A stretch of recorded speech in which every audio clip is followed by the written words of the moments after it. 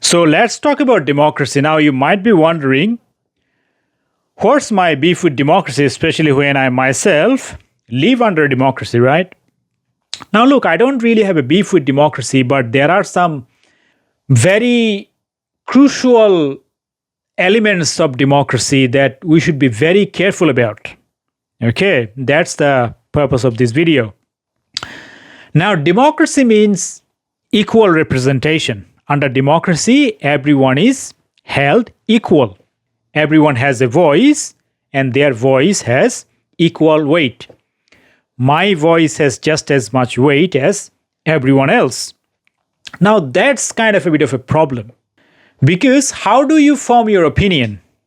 You are forming your opinion based on the information that you have. What if this information is withheld from you? You are provided information in a certain way.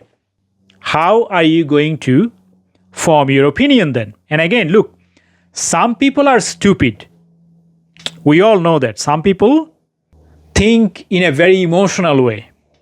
We have our gullibility, and this gullibility can be manipulated.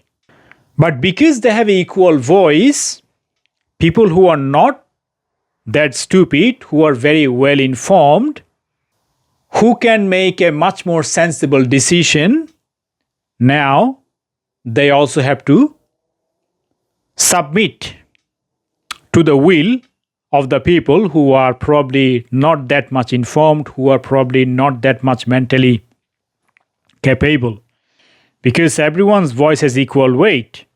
But nonetheless, if the information is withheld, then how are you going to form an informed opinion? Is it possible?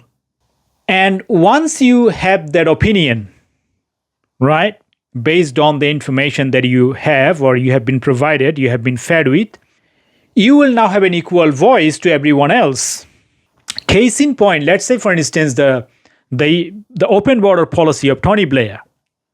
Probably there were a lot of people who were opposed to that idea. But now, because you live under a democracy, everyone has an equal voice. The decision made by the Tony Blair government, everyone had to accept it, regardless of the fact that it was a very stupid decision. Shifting your focus, let's say, for instance, 1947, even more striking example, India. There was absolutely no reason. The country was divided based on religion. It was based on the basis of religion. There was absolutely no reason as to why Muslims should be allowed to live in India. Right? But one stupid politician made a very stupid decision. One politician or a group of politicians from one party. But because it's a democracy, everyone else had to accept that decision. Everyone else, regardless of how vehemently they opposed it, they had to accept it because everyone have an equal voice. And now, 75 years later, the whole country is back to 1947 because of one stupid decision.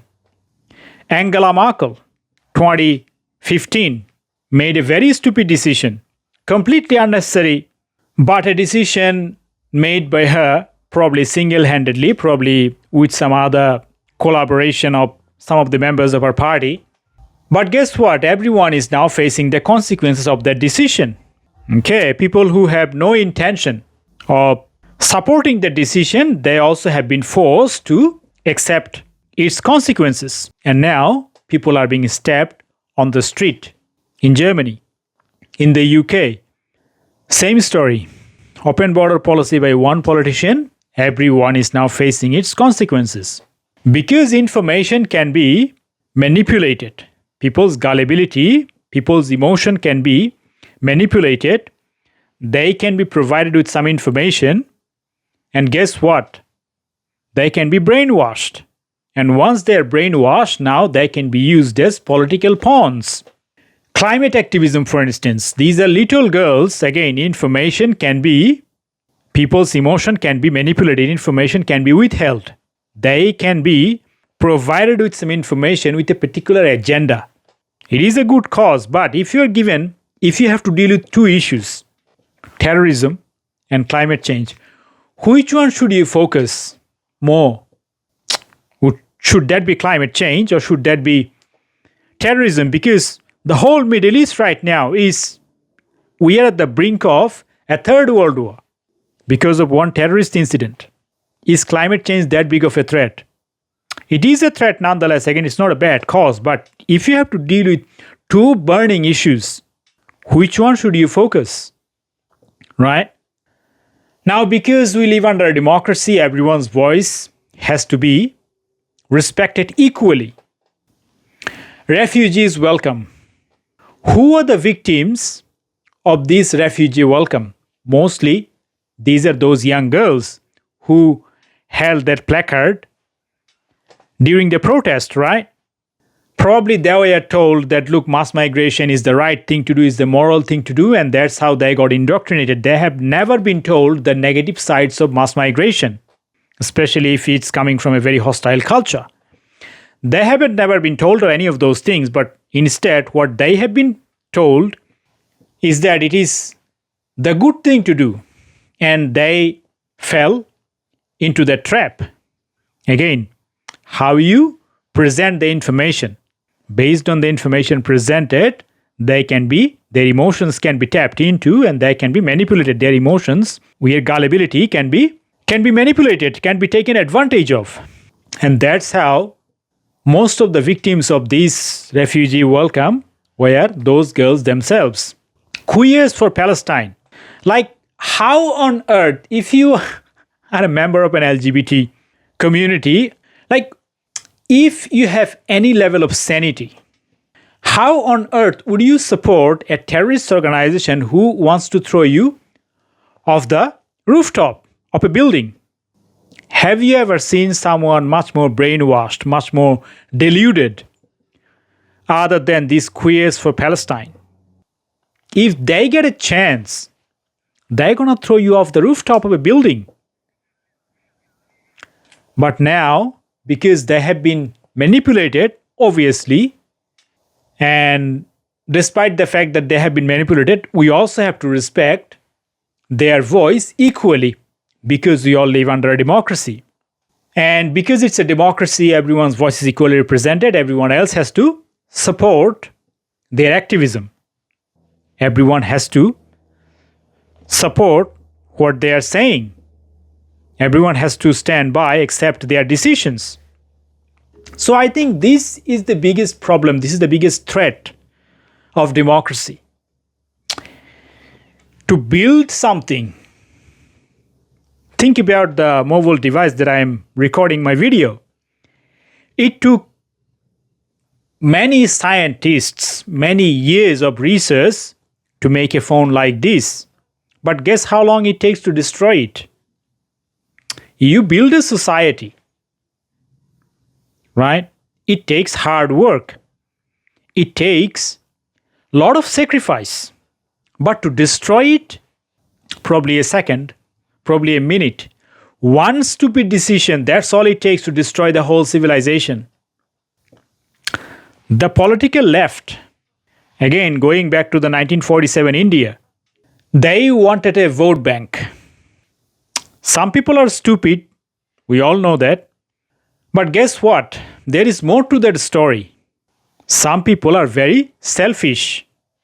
Some people have a much more sinister agenda. The whole ideology of political left, well, it could be humanity is not entirely part of the equation. I'm not discounting it altogether. There might be some element of humanity, but it's not the full picture. Even today, how much censorship do we have on the information? We are talking about 21st century in the day of the internet, right? Just a few days ago, Mark Zuckerberg, the CEO of Facebook, he made an admission that under the pressure of Biden administration, he had to censor some of the material that were probably pro-Republican during the last election, US election. Under the Biden administration, he had to censor some of this information, right?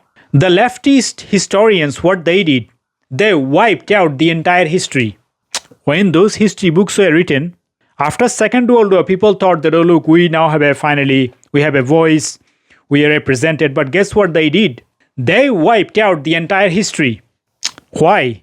Because they indoctrinated these kids, this child, into a particular narrative. The narrative that will keep them in power at the expense of everyday citizen. Humanity might be part of it, but it's definitely not all about humanity. It could be part of it, maybe a tiny little bit. Humanity is just how they are framing it, how they are telling you, so that they can tap into your emotion. But this is, again, there could be some element of humanity. I'm not entirely discounting it, but it could be like about 5% to 10%. That's all. The rest of it is about their greed. It's much more sinister than a very naive view like, oh, it's all about humanity. It's tapping into your emotions so that you are vulnerable. Your gullibility can be manipulated, right? The left, the political left, there was no reason to have a completely hostile culture into the host culture, completely uncompatible hostile culture into the mix, into the hosting culture. But this was the idea that the left peddled on, and they did it intentionally because they needed vote. These people will then stay in power. If you have a minority, they're going to vote for the left, for the liberals, and then they can stay in power. It's as clear as blue sky, although it will be framed, oh, we are working for humanity. Again, people are gullible, that's one thing. Your gullibility can be manipulated, but people have very sinister agenda. Democracy cannot deal with this issue. It cannot deal with people's emotion. It gives everyone an equal representation, and as such, it is vulnerable. You create everything. You're putting your hard work to create a society for what? It can be destroyed in just like that, in the blink of an eye. One stupid mistake, that's all it takes.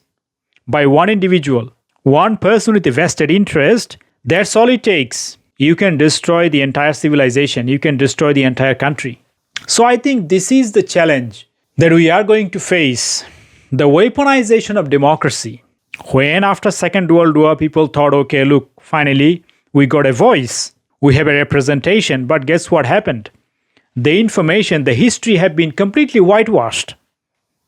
Completely whitewashed. Even today, the news that you have, how much censorship do we still have even today after all of these things? Democracy, free speech, after going through all the wars and all of these things. Think about the absence of internet. Nowadays, social media is a big platform. People are, getting informed of something happening anywhere on earth. You get an instant notification. Even then, how much censorship do we still have on the information?